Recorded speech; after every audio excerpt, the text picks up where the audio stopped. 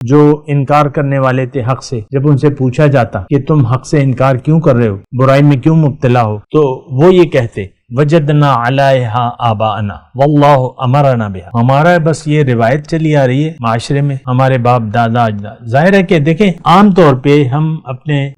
جو آباء و اجداد ہیں، جو ہمارے بڑے ہیں، انا اطعنا سادتنا و کبرانا، ابھی یہ مضمون آنے والا ہے کہ یہ جب آیت نمبر 38 میں ہے کہ کلما دخلت امت لعنت اختہا قالت خلو فی امم قد خلت من قبلکم من الجن والانس فی النار، ان لوگوں سے جو منکرین حق ہیں ان سے کہا جائے گا کہ چلو دوزخ میں چلو، اس سے پہلے تم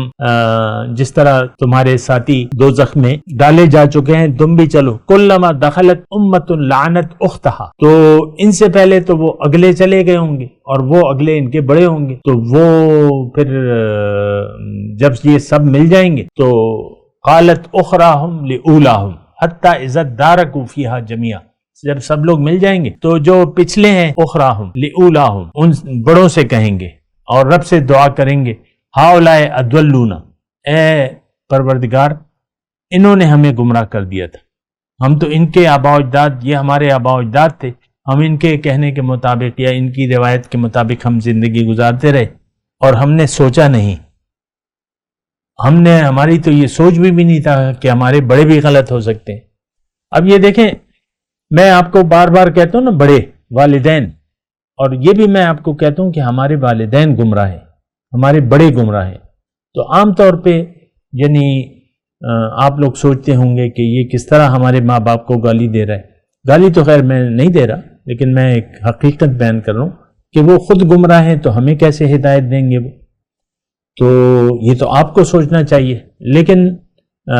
یعنی یہاں پہ تھوڑا سا آپ کو آڈ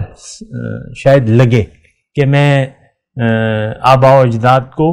گمراہ قرار دے رہا ہوں، اور تھے یقیناً گمراہ، یہ گمراہی تو چلی آ رہی ہے سامنے کرام، صدیوں کا مسئلہ ہے، صدیوں کا، تو ہم لوگ گمراہ ہیں اور ہو چکے ہیں، تو بہرحال تو وہ قالت اخراہم لأولاہم ربنا ہؤلاء اضلونا، میں سرسری طور پہ بتا رہا ہوں کیونکہ وہ آ رہا ہے، انہوں نے ہمیں گمراہ کیا، فآتہم عذابا ضعفا من النار، ان کو دوچند عذاب دے کیونکہ ان کی وجہ سے ہم گمراہ ہوئے۔ تو میں آپ کو یہی کہہ رہا ہوں سامعین کرام کہ دیکھیں آباء و اجداد کی پیروی ٹھیک ہے، لیکن اگر وہ حق راستے پر ہو، بڑوں کی تقلید درست ہے اگر وہ حق پہ ہوں، لیکن آپ کو پتہ ہے سامنے کرام ہمارے اپنے پاس کوئی دلیل نہیں ہے زندگی گزارنے کی، کوئی صحیح مقصد نہیں ہے، اور